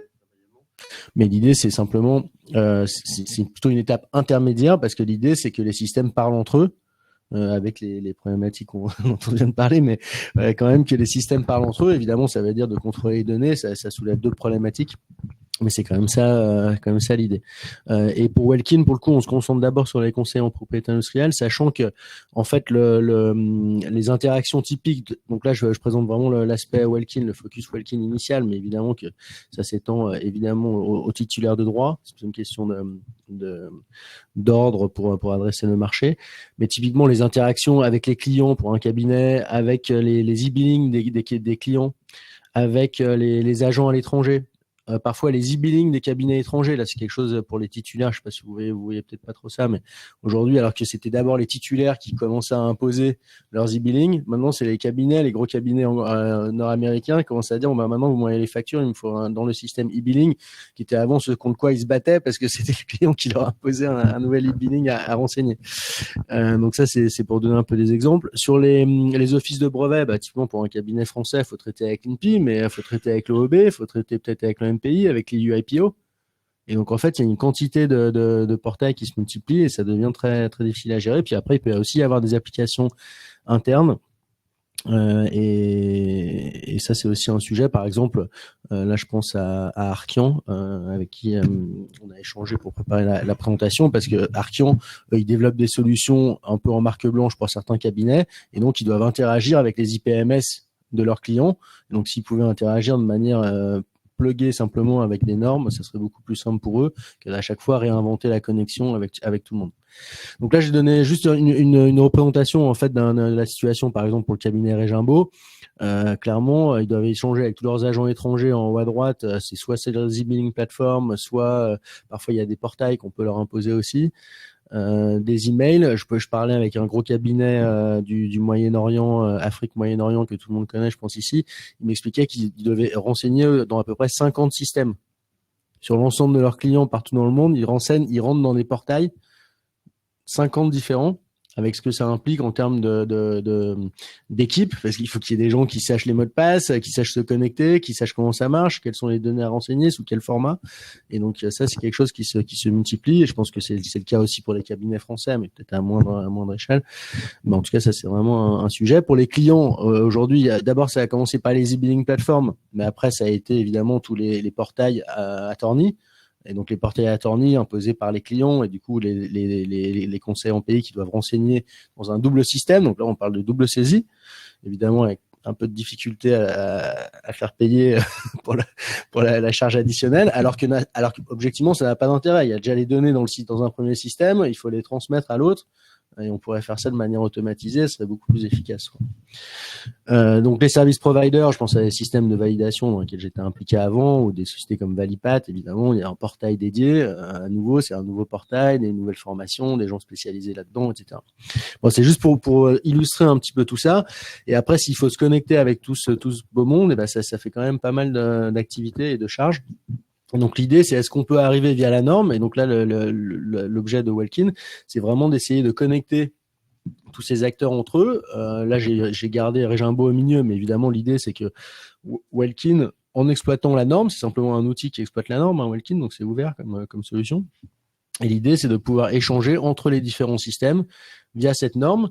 Et à partir du moment où Regimbo est connecté à Welkin, donc là en ce moment on est en train de travailler avec Ordipat pour essayer de connecter les deux systèmes, idéalement via API, parce qu'aujourd'hui Regimbo se sert déjà du portail, donc il y a un portail plutôt manuel, classique, mais l'idée c'est vraiment soit de uploader du XML pour les agents qui envoient des informations à Regimbo, et puis pour Regimbo de charger du XML, voire directement API pour intégrer les données dans son système sans avoir à faire de ressaisie manuelle. Et donc on commence par les factures parce que c'est un sujet important pour le cabinet Regimbo, mais on pense aussi beaucoup d'autres cabinets qui sont pas encore équipés sur ces sujets-là et pour le coup qui ça représente quand même une charge assez importante. Mais évidemment ces connexions, elles pourraient se faire avec tous les acteurs que j'ai mis là. L'INPI, on est ravis pour le coup vraiment dans la bonne direction. Et après il y a tout évidemment les gros offices, mais même pour les cabinets français et les titulaires qui gèrent leurs titres, je parle des cabinets, il y a aussi les titulaires évidemment qui interagissent directement avec les offices, que j'oublie pas, mais qui peuvent aussi être amenés à échanger avec les offices de manière beaucoup plus efficace qu'aujourd'hui. Donc ce que fait l'INPI, pour moi, c'est vraiment dans la bonne direction. On est aussi pour info en discussion avec l'OEB sur ces sujets et pour le coup Jean-Baptiste, je le remercie, il soutient évidemment le déploiement de la norme à un niveau plus large et notamment au niveau de l'OEB et on espère que ça se fera un jour, mais bon, c'est pas gagné. Je prends juste l'exemple des transactions entre cabinets qui est notre sujet principal pour Welkin et l'exemple des factures. Donc là, je vais revenir un petit peu en arrière sur la norme en rentrant un petit peu plus dans le détail, mais comme il y a eu tous les exemples d'avant, je pense que ça vous parlera bien. Et puis surtout, je vous donnerai les slides, c'est juste pour illustrer un petit peu là le niveau de détail dans lequel on va. Donc je reviens sur les objets. Donc nous, effectivement, la norme, Welkin est basée sur les flux AFNOR avec ses objets, les parties, les éléments de patrimoine intellectuel, les events, les accounts, les documents. Donc là, je me concentre sur l'objet accounts, qui est l'objet de ma présentation. Là, c'est l'objet avec les éléments de facture. Donc cet objet dans la norme, ça c'est une visualisation de la norme. Donc c'est pas la peine de rentrer trop dans le détail. Ce que je voulais juste vous montrer là, c'est qu'en fait dans cette norme, en fait, il y a des champs. Et donc ces champs, ils ont des petits noms, donc il faut comprendre de quoi il s'agit et qu'est-ce qu'on va mettre dans ces cases pour que l'autre, quand il reçoit, quand on nous l'envoie, on sait de quoi ça parle. Et puis après, j'en ai surligné des en rouge. Et alors là, pour le coup, ceux en rouge, ils ont une particularité, c'est que c'est eux qui font référence au répertoire dont parlait Jean-Baptiste. C'est-à-dire que les répertoires qui sont dans les cases rouges, ça change pas, c'est un peu le squelette. Et puis après, la flexibilité, c'est ça qui rend la norme très puissante, à notre avis, c'est que ces champs rouges, en fait, il y a des référentiels, et ces référentiels, c'est une question de se mettre d'accord de quoi on parle. Et donc, ça veut dire, si je prends un exemple, après, là, par exemple, j'ai des éléments de facturation, des lignes de facturation à droite, là, on voit pas très bien, mais en gros, ça peut être des attorney fees en haut à droite, en dessous, para, c'est pour des frais paralégaux. Ensuite, tra, c'est pour les traductions. Donc en fait, ça c'est le répertoire que prévoit la norme pour ce champ-là. Mais si jamais on veut travailler différemment parce qu'on va dans un niveau de détail plus fin, parce qu'on a des attentes spécifiques par rapport à une juridiction particulière ou des choses comme ça c'est des choses qu'on peut tout à fait affiner. Et l'important, c'est de se parler et de parler la même langue. Donc en fait, moi, c'est là nous, ou Welkin, on a un rôle en plus, je dirais, d'une interaction en direct. C'est que nous, typiquement, l'idée, ça serait que les gens parlent Welkin, comme les gens parlent anglais, plutôt qu'il y ait deux Japonais qui parlent japonais entre eux, ou qu'il y ait un Brésilien qui parle avec un autre Brésilien, ils se comprennent, il n'y a pas de souci. Mais l'idée, c'est que si jamais on avait quand même une langue intermédiaire qu'on pouvait proposer, qui est la langue Welkin, assez vite, tout le monde parle le même langage avec des niveaux de détail. Peut-être qu'il y a certains sujets où il faudra quand même aller à un niveau de détail plus important. Mais l'idée, là où on apporte un petit peu plus avec Welkin que la norme, c'est vraiment cet aspect où on proposerait une langue un peu commune d'échange, qui, à notre avis, est possible, mais potentiellement un peu un rêve aussi. Et donc, l'idée d'avoir quand même ces langues où chacun peut s'échanger du moment qu'ils sont d'accord, ils peuvent échanger dans la langue qu'ils veulent, ça marche aussi. Et on fait passer les flux dans Welkin dans n'importe quelle langue. Hein. On facilite pour ceux qui veulent parler la même langue.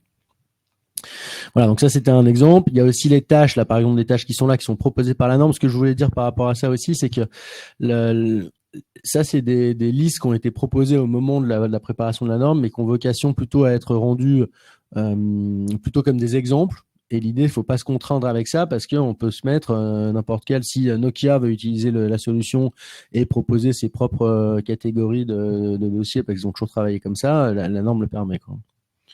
Donc, il ne faut pas trop se bloquer avec ça. Ça, c'est plutôt des catégories issues du LEDS et des choses comme ça. Donc au final, et c'était intéressant, Thierry, ce que tu as présenté par rapport à ta proposition où tu pouvais comparer le document de l'INPI. Nous, on fait pareil. Hein, c'est-à-dire que moi, je vais afficher, par exemple, là, la facture à droite que je peux charger dans l'interface, dans mon portail. Et finalement, je peux soit saisir manuellement à gauche toutes les données qui correspondent à ce qu'il y a dans ma facture, soit importer un XML qui va me pré-remplir ce formulaire exactement comme on a vu de la part de l'INPI et de Camille Leptiri, ou soit via API, envoyer les mêmes informations, mais je peux quand même aller sur l'interface et voir en fait ce qui a été transmis via l'API parce que je peux ouvrir cette transaction dans l'interface et aussi voir ça en direct. Et là, du coup, je peux vérifier que les montants qui sont proposés, qui ont été saisis manuellement via XML ou via API, correspondent à ce qui a été présenté dans la facture. Et du coup, ça évite toutes les ressaisies manuelles. Évidemment, on peut lancer des traitements automatiques de paiement derrière, des choses comme ça. Mais ça, c'est pas dans la norme. Nous, la norme, elle prévoit juste la transmission de quelque chose qui était dans un document PDF à droite où il fallait tout ressaisir manuellement vers une solution où on peut récupérer les données structurées en plus du document. Voilà.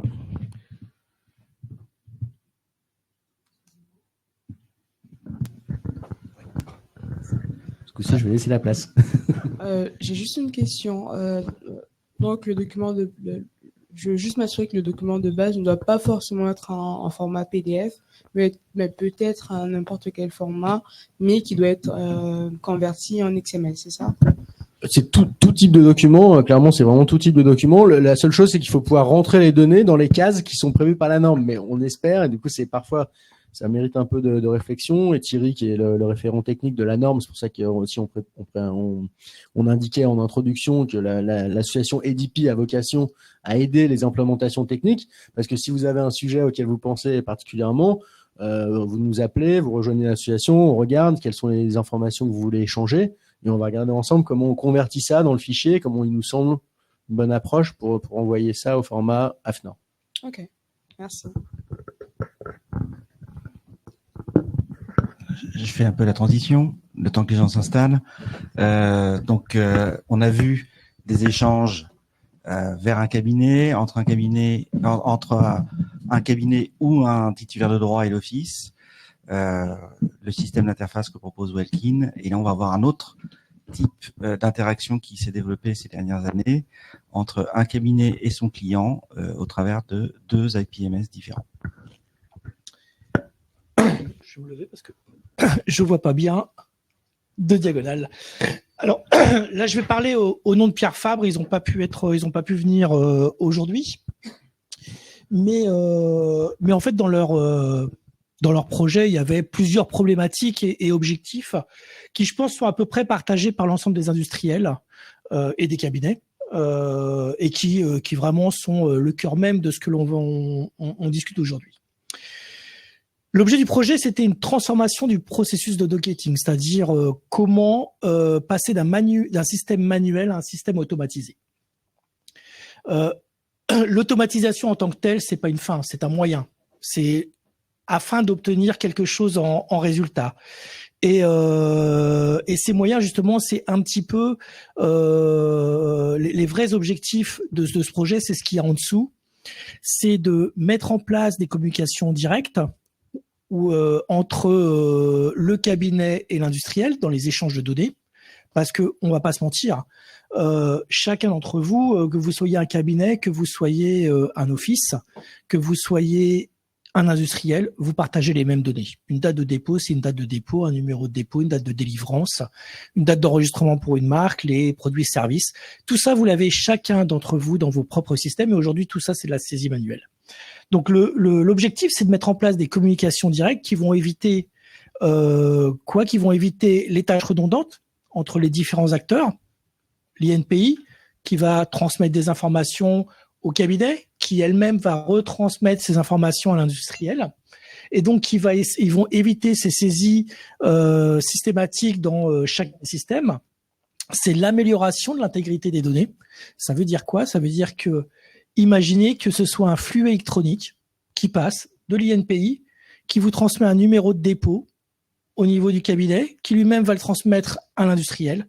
Ce numéro de dépôt, il va toujours être le même. Il n'y a pas de saisie manuelle, il n'y a pas de risque d'erreur. Il va apparaître au niveau de l'industriel, exactement sous la même forme, le même format, et bien évidemment le même contenu, surtout, que ce que l'on a au niveau de l'office. Donc derrière, tous les processus d'analyse, d'intégration avec des bases de données tierces pour faire de l'analytique, etc. sur vos portefeuilles, tout ça c'est simplifié puisque vous êtes sûr d'avoir les bons numéros et de pouvoir bien matcher vos différents biens assets. Et puis derrière, le respect rigoureux du délai, parce que automatisation, c'est aussi une accélération de la transmission. C'est-à-dire que les informations entre l'email qui vous est envoyé ou qu'on va aller chercher, ou aller chercher l'information au niveau de la NPI pour quelque chose, on va le récupérer, le cabinet va le récupérer, il va mettre un certain temps à le traiter en fonction des priorités, des charges, et puis derrière, il va prendre un certain temps à le transmettre à un petit email, à faire le petit email de 3 lignes qui dit tiens, je vous envoie l'Office Action, la lettre officielle que vous avez besoin d'avoir, et puis vous-même industriel, enfin l'industriel lui-même va prendre du temps éventuellement à le saisir, et là on raccourcit les délais. À chaque fois, c'est quelques instants, jours de décalage qui s'appliquent à chaque chose le font. Là, sur une transmission électronique, on peut s'imaginer que l'INPI publie une notification, elle part directement au niveau du cabinet, elle part directement dans la foulée auprès de l'industriel, et dans un délai extrêmement court, l'industriel a l'information directement. Et le cabinet aussi, bien évidemment. Donc c'est vrai que en termes d'objectifs, c'est un peu révolutionnaire. Si on change un petit peu la façon de travailler, en fait, on la change même pas mal la façon de travailler. Il y a pas mal de barrières à casser, il y a pas mal de choses dans notre monde juridique. Marc le précisait tout à l'heure, qui des fois est pas très ouvert au changement, mais il y a quand même pas mal de barrières psychologiques à casser. Mais c'est vrai que c'est une petite révolution, un changement majeur dans cette chose où il y a une vraie attente. Il y a une vraie attente, mais il y a des vrais freins aussi. Il y a une vraie dichotomie entre les différents acteurs, ce qu'ils attendent et ce qu'ils mettent en place. Une réduction de l'intervention humaine, effectivement, une automatisation. Réduction, moi j'ai souvent, j'ai fait plusieurs présentations sur des systèmes d'automatisation de ce type-là. Moi j'ai systématiquement des gens qui me disent mais vous nous piquez notre boulot. Non. Il y a une réduction des tâches pas très agréable. J'ai un mot qui me vient à l'esprit, je vais pas le dire, c'est pas très poli, mais des tâches qui sont pas saisir des informations comme une date de dépôt, et encore une date de dépôt, un numéro de dépôt, c'est pas non plus énorme, mais saisir ça à longueur de journée, c'est pas la tâche la plus valorisante qu'il y a à faire. Et aujourd'hui, on a quand même pas mal de soucis de recrutement en termes de paralégaux, par exemple. Il est compliqué de trouver des bons paralégaux, et il est quand même dommage, une fois qu'on les a trouvés, de les assigner à des tâches de saisie, d'opérateurs de saisie. Et néanmoins, aujourd'hui, la complexité des choses que l'on gère au niveau des brevets, des marques, nécessite que ce soit quand même une certaine expertise pour pouvoir faire cette saisie. Ça, c'est clair. Ça veut dire quoi? Ça veut dire qu'on va libérer ces ressources pour faire d'autres tâches où elles vont être plus valorisées, mieux valorisées que ce qu'elles font actuellement. Et puis derrière, un peu qui va avec le respect des délais, c'est qu'on a une synchronisation qui va pouvoir s'accélérer jusqu'à être quasiment au niveau du temps réel. C'est-à-dire que immédiatement, dans un monde idéal, lorsque l'INPI sortira une notification sur un bien, qu'elle transmettra ou qu'elle sera récupérée via les API par le cabinet qui lui-même les transmettra. on sera quasiment sur du temps réel. On sera sur du temps machine très court qui pourra arriver à avoir une synchronisation. Notre monde de la propriété intellectuelle a besoin de temps réel, pas forcément, mais des fois, effectivement, ça peut être utile d'avoir une accélération de ces choses-là. Lorsqu'on a commencé à en discuter avec Pierre Fabre et le cabinet Regimbaud, on a envisagé plusieurs solutions. La première solution, c'est le processus manuel. Ça, on le connaît tous. C'est ce que la plupart d'entre vous utilisez aujourd'hui. On fait tout manuellement. En termes de mise en œuvre, il n'y a pas de coût. Je veux dire, c'est ce que l'on fait tous. Ça se fait quasiment instantanément. Il n'y a pas vraiment besoin de former à chaque fois qu'on a un nouveau cabinet. On a une petite discussion, mais ça se met en œuvre très vite. Fiabilité. Quand on dit fiabilité du résultat, c'est pas la sécurisation, mais la fiabilité, c'est la saisie manuelle, systématiquement. Donc, avec tous les risques d'erreur que ça peut entraîner. La maintenance, elle n'est pas très compliquée. On peut changer de cabinet, on peut avoir de nouveaux clients en tant que cabinet. Finalement, c'est les mêmes routines, j'ai envie de dire, que l'on met en place. Donc, en termes de maintenance, c'est pas très très coûteux. Par contre, la pérennité et l'extensibilité, c'est compliqué parce que plus il y aura de volume, plus il y aura de saisie, plus il y aura de coûts associés. Donc, pas mal de soucis. La saisie par le cabinet, c'est la double saisie, c'est-à-dire que moi, je le vois beaucoup, notamment chez mes clients anglo-saxons, où des industriels vont donner accès à leur agent en leur disant maintenant, c'est vous qui faites la saisie dans mon système.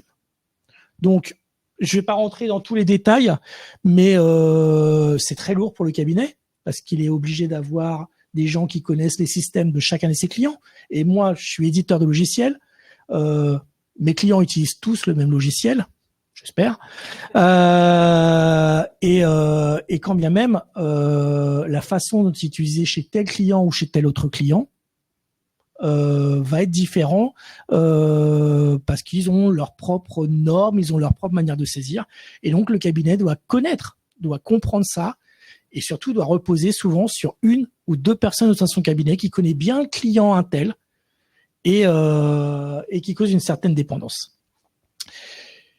La pérennité, l'extensibilité surtout, est-ce que c'est quelque chose qu'on peut ouvrir? Non, en général, on le fait avec, les industriels le font avec leurs dizaines de plus gros cabinets, rarement plus, parce que ça devient très très lourd à gérer, y compris pour l'industriel.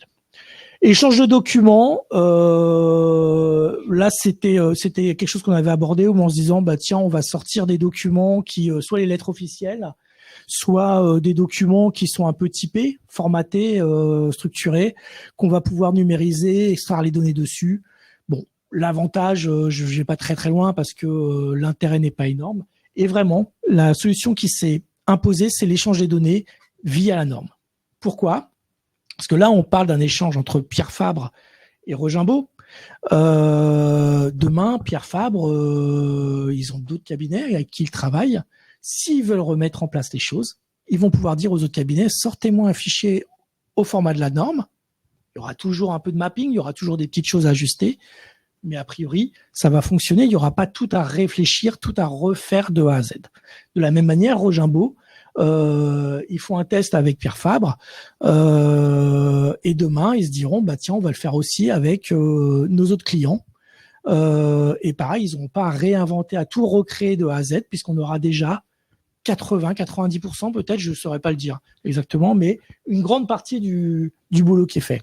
Donc, en dehors même, c'est un projet qui peut être un petit peu compliqué au départ, un petit peu lourd, mais qui est extrêmement extensible et qui peut rapidement se propager au niveau des autres. Donc, la solution, vraiment de manière détaillée, là, on est sur c'est pas vraiment un POC, c'est pas vraiment un proof of concept. C'est un peu un pilote et puis on pourra accélérer, mais actuellement l'objectif c'est de dire tous les mois Regimbaud sort en XML, enfin non JSON en l'occurrence, pardon, donc sur un format JSON, mais bref, sort un certain nombre de fichiers par brevet qui correspond à toutes les modifications, toutes les saisies qu'ils ont fait dans le mois.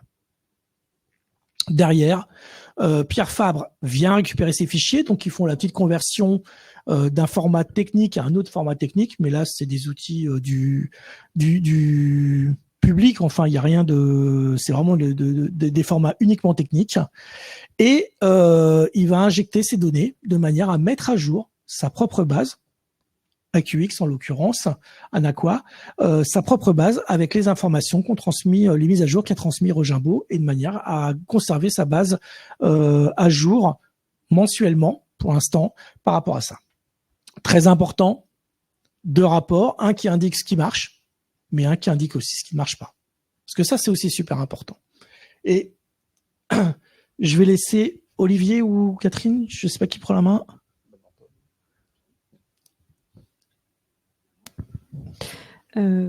Donc nous, on exporte, comme on a dit, les données chaque mois. C'est très simple. L'idée est de donner les données de dépôt, de publication et de délivrance. Mais rien que pour faire ça, on a fait un gros travail en amont avec Ordipat pour exporter toutes les informations à la norme, y compris notamment de bien identifier le dossier, puisqu'il ne faut pas qu'on se trompe de dossier, pas confondre de dossiers français, par exemple, nationaux, prioritaires, puis priorité interne, PCT avec tous ces enfants, etc. Et donc, la norme, par exemple, sur ce sujet-là, le permet assez facilement. On donne les informations techniques de nos identifiants, très techniques et qui sont uniques et qui ne changent jamais.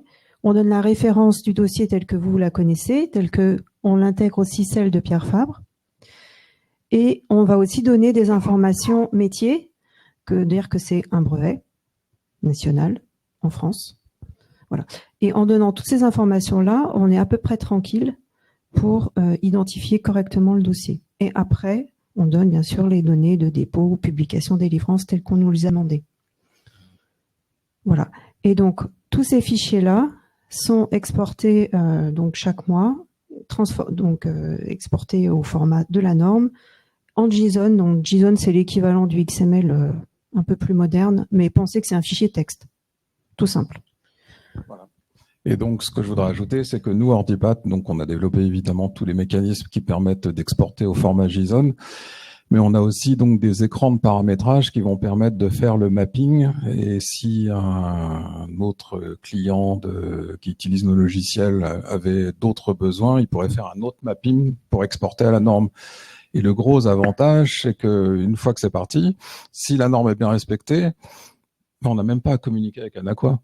On ne s'est jamais appelé pour dire si ça marchait ou ça marchait pas. Ça marche. Donc, avant la norme, on pouvait tout à fait exporter des données. On le fait depuis des dizaines d'années, mais entre chaque éditeur, il fallait qu'on communique pour dire quel est exactement le format de fichier que tu veux. Là, on n'a pas à communiquer. Oui.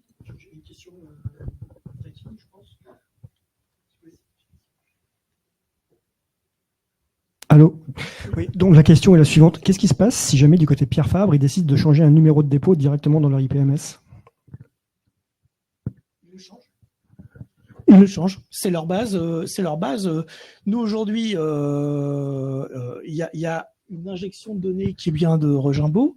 Derrière, les données, une fois qu'elles arrivent chez Pierre Fabre et qu'elles viennent alimenter Pierre Fabre, ces données-là sont la propriété de Pierre Fabre et ils en font ce qu'ils veulent. On n'a pas de blocage par rapport à ça. On laisse le système récipiendaire à ce niveau-là reste exactement le même qu'auparavant, c'est-à-dire que les zones de saisie restent des zones de saisie et peuvent être paires. Après, quitte à Pierre Fabre, éventuellement de mettre en place des sécurités, des modifications dans la sécurité qu'ils ont en place, de dire bon bah maintenant le numéro de dépôt et la date de dépôt, on sait qu'elle va systématiquement venir de Rogimbaud via la norme, enfin via un échange de données. Et donc à partir de là, on veut plus que plus personne ne puisse faire de la saisie dessus. Pourquoi pas? Mais moi je le recommanderais même pas d'ailleurs, ce type d'action.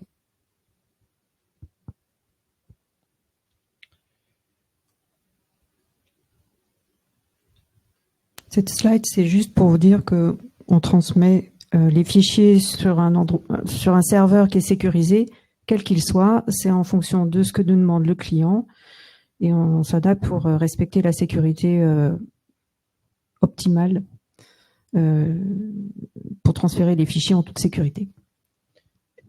Et je pense que c'est un point assez important, et je pense que la norme, le fichier de la norme, c'est et c'est un peu l'objectif de Welkin, hein, quelque part, de pouvoir combler d'autres points. Imaginez la norme en tant que telle, c'est juste un véhicule. C'est la voiture. Derrière, il vous faut des autoroutes ou des routes. Ça dépend de la vitesse où vous voulez aller, ou des départementales. Mais il vous faut des biais de manière à pouvoir faire circuler ce véhicule d'un endroit à un autre. Et il vous faut des échangeurs de manière à ce que ces véhicules. Et ça, c'est un petit peu ce qui est dans ce fichier. Aujourd'hui, on utilise un système SFTP. Donc, Rojimbo vient poster les données et Pierre Fabre vient les récupérer. C'est un biais, mais derrière, il y a ces autoroutes, ces routes, on pourra automatiser les choses, les standardiser aussi. C'est un peu ce que vous mettez en place. Mais l'objectif, il est là. Il est de bâtir l'infrastructure. Les locomotives, encore une fois, ce serait la norme avec les petits wagons. Et puis derrière, il y a les trains, il y a les rails pour faire circuler ces trains dessus. Donc c'est un peu l'objectif ici. Oui, je peux confirmer qu'on travaille sur la mise en place d'automatismes pour que ça soit entièrement automatique. Bien sûr. D'IPMS à IPMS. Derrière la mise en œuvre, alors je suis désolé, c'est écrit un petit peu petit, mais derrière la mise en œuvre, en fait, il y a vraiment 4 grandes étapes dans cette mise en œuvre. La première, c'est de définir les besoins. Et là, c'est vrai pour ce projet, mais c'est vrai pour beaucoup d'autres. Il faut commencer très simple. Avec Pierre Fabre et Rojimbo, on a fait le choix de se dire on échange 3 données clés: date de dépôt, numéro de dépôt, date de délivrance, numéro de délivrance, date de publication, numéro de publication. On va déjà fonctionner avec ça. Et puis, quand ça va marcher, on ira plus loin. Mais commencez simplement. Ce qu'il faut savoir, hein, c'est la règle des 80-20. 80% du boulot, ça représente 20% des tâches. 80% du volume, c'est 80% des types de tâches. Donc, il vaut mieux couvrir beaucoup de volume, mais peu de choses, en restant simple, de manière à pouvoir avancer. Mais il y a une chose qu'il ne faut pas non plus oublier, c'est l'impact sur les processus métiers. Mettre en place ce type d'automatisation, ça change la manière de travailler. Ça change la manière de travailler déjà dans la relation entre le cabinet et l'industriel. Dans l'exemple dont on parle, Pierre Fabre envoyait toutes les instructions de dépôt à Rojimbo. Rojimbo faisait le dépôt, et seulement lorsque le dépôt était fait, Pierre Fabre créait le brevet au sein de son système. Ça, il a fallu le changer parce que au moment de la norme, il faut que le brevet, pour pouvoir que l'échange se fasse, pour que les données de dépôt ne serait-ce puissent être reçues, il faut que le dépôt, le brevet, il existe déjà au niveau de la BOSS, au niveau de chez Pierre Fabre. Donc là, il a fallu changer la manière de travailler, y compris dans les échanges, dans les process qui avaient été mis en place en interne par rapport à ça. Et puis, il faut rester très, très pragmatique. Essayer de faire l'excellence, c'est rentrer dans des projets complexes, longs, coûteux, qui vont pas apporter grand-chose. Restez pragmatique, occupez-vous, tranchez dans le vif, faites au plus simple au départ, et petit à petit, vous aurez la possibilité d'augmenter par rapport à ça. Un point qui a été soulevé par Catherine tout à l'heure, c'est aussi tout ce qui est réconciliation et mapping des données. Réconciliation, ça veut dire que à un moment où on parle d'échange de données, il faut bien que moi je sache comment récupérer les informations du brevet de chez Rojimbo. C'est-à-dire que j'ai un brevet chez Pierre Fabre qui va avoir ses identifiants, il y a un brevet chez Rojimbo qui va avoir ses identifiants, et ce sont les mêmes.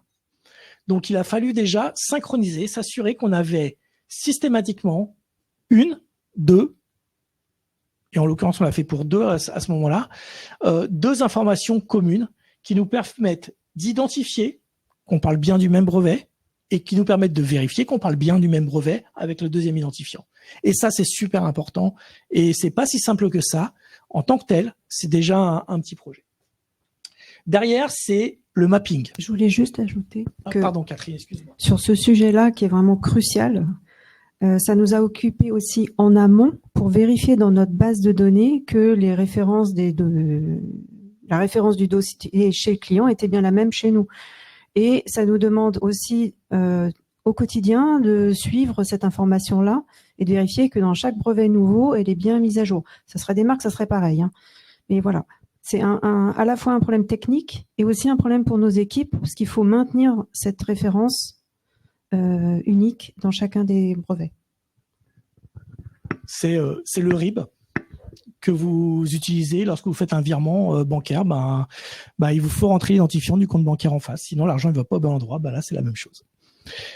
Derrière, c'est le mapping. Il faut pas croire que le mapping, c'est tout simple. Je vous parlais. Date de dépôt, numéro de dépôt. Qu'est-ce qu'une date de dépôt? Ça paraît évident. Mais lorsqu'on parle d'un brevet divisionnaire issu d'un brevet européen, enfin d'une phase nationale d'un brevet européen, c'est quoi la date de dépôt? C'est le brevet original européen? La date de dépôt du brevet original, c'est la date de dépôt de passage en phase nationale ou c'est la date de dépôt du brevet divisionnaire? Et chaque système, et moi j'ai fait, dans ma carrière, il m'est arrivé de faire 2-3 migrations de données, peut-être un peu plus. J'ai vu beaucoup de systèmes différents. Je peux vous dire que cette question-là, elle est différente. Que ce soit chez Patricia, chez Ordipat, je connais pas. Je peux pas. Enfin, je connais à travers Rojimbo. J'ai jamais fait de migration. Non, Ordipat. mais je peux te confirmer qu'il y a beaucoup de compréhensions différentes de la date de dépôt, voilà. Et très souvent on a des industriels qui vont mettre la date de priorité comme date de dépôt, tout simplement. Exactement. Donc ça, rien que quelque chose qui paraît aussi basique qu'une date de dépôt est pourtant clé parce que c'est vraiment la date qui génère, dans la plupart des cas, beaucoup de calculs, y compris les renouvellements, les annuités. Ce mapping, il est pas si simple. Il faut bien comprendre comment marche l'autre, de manière à ce qu'on puisse faire ce mapping et traiter les choses correctement.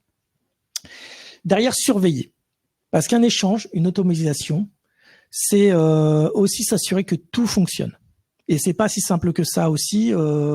Et il y a deux choses. Ça veut dire que surveiller, ça va avoir deux conséquences.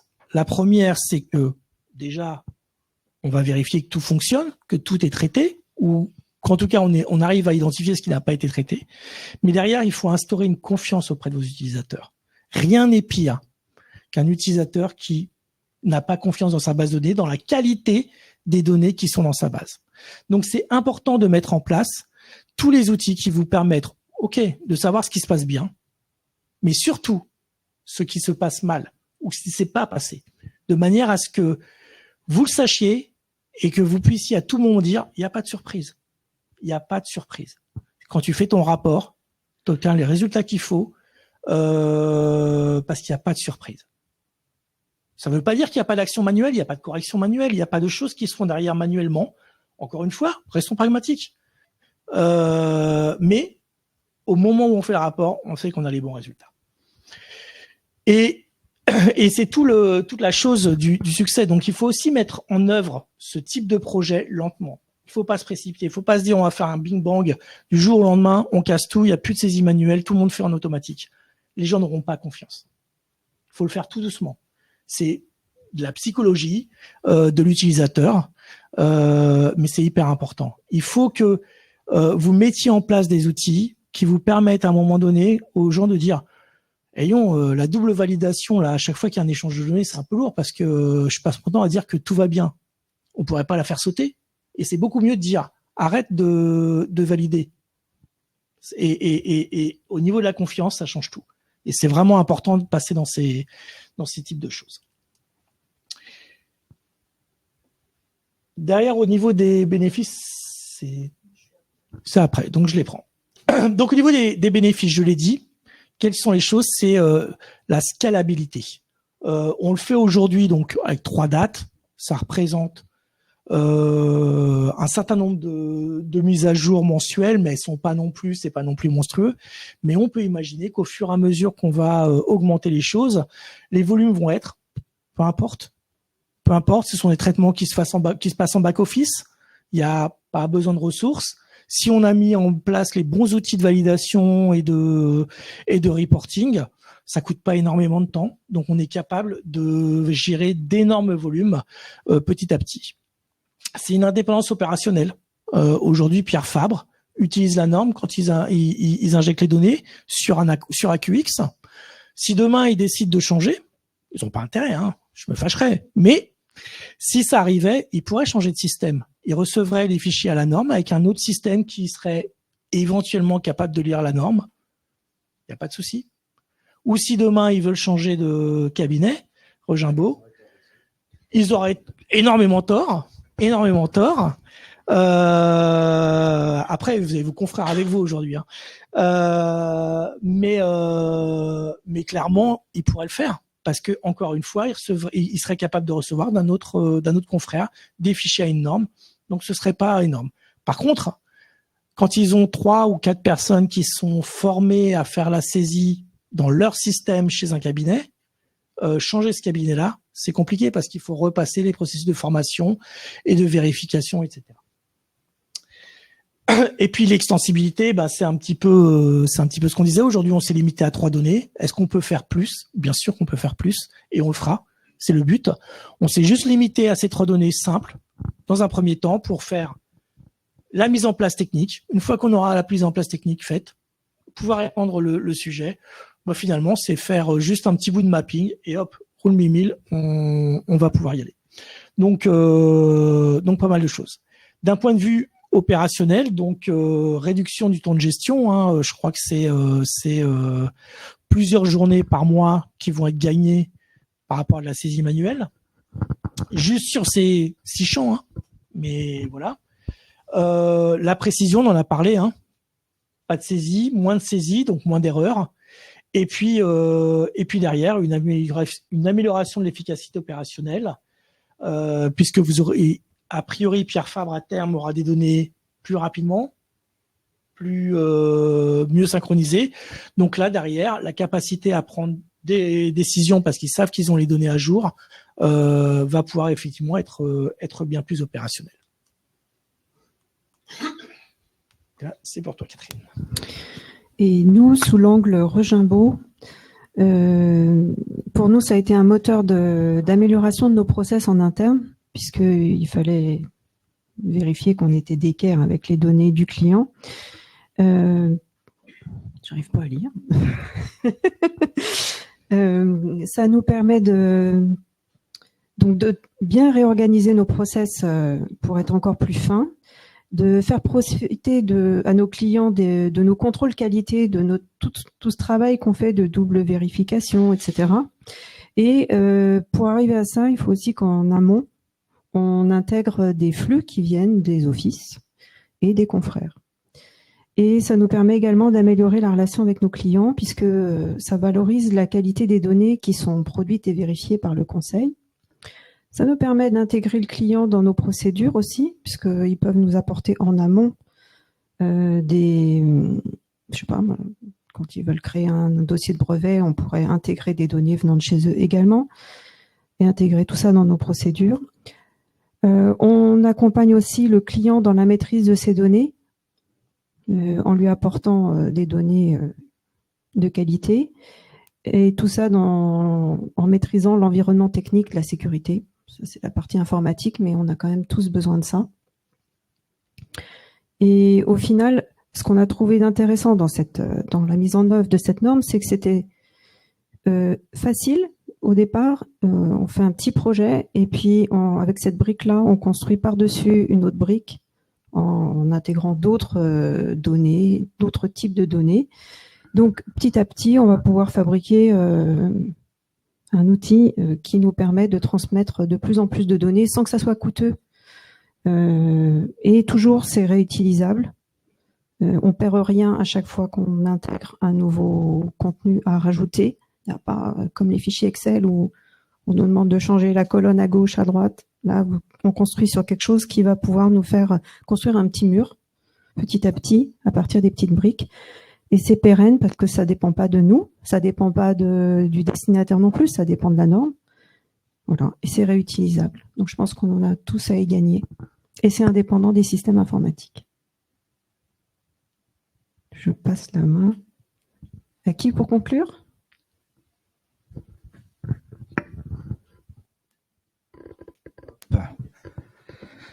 Donc je crois qu'on est à peu près dans le timing. Je ne sais pas s'il y a des questions à la suite de ces présentations. Pour faire la transition avec les présentations, vous avez vu, on a une approche vraiment pragmatique. C'est-à-dire qu'on ne promet pas avec tous ces outils-là le grand soir magique où il suffirait d'implémenter la norme pour que tout se passe bien. Le vrai retour d'expérience qu'on a notamment avec Pierre Fabre chez le client, c'est que les aspects organisationnels, au départ, on se fait toute une histoire des aspects techniques. Je pense qu'avec la norme et avec l'approche qu'on a décrite tout au long de la matinée, on voit que ces questions techniques peuvent être maîtrisées, peuvent être traitées, et que les solutions techniques qu'on a mis au point depuis quelques années au travers des discussions sur la norme, grâce à la richesse des échanges de tous les interlocuteurs, ont anticipé un petit peu toutes ces questions-là, et finalement, ça se met en place assez naturellement. C'était une des choses qu'on voulait valider ces 5 dernières années. C'était est-ce que le travail sur papier, quand on a rédigé la norme, allait résister à l'épreuve, je dirais, de la mise en place. Ça, d'un point de vue technique, il n'y a pas de mauvaise surprise. Les vraies surprises, ça a été de se dire que finalement, les vrais problèmes sont peut-être pas que techniques, mais que ça change complètement la manière dont on gère nos process. Là, on intègre chez nous finalement des problématiques clients. Le client intègre chez lui un petit bout de nos process. Il faut qu'on synchronise un peu plus finement.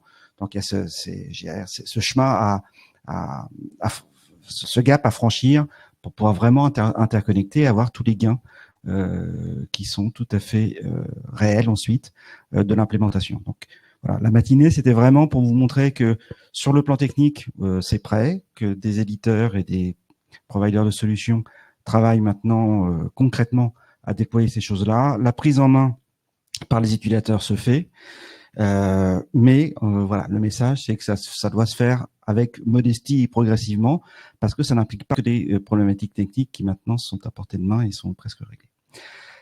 Voilà, je ne sais pas encore une fois s'il y a des questions qui sont tombées, donc ça veut dire qu'on était super clair.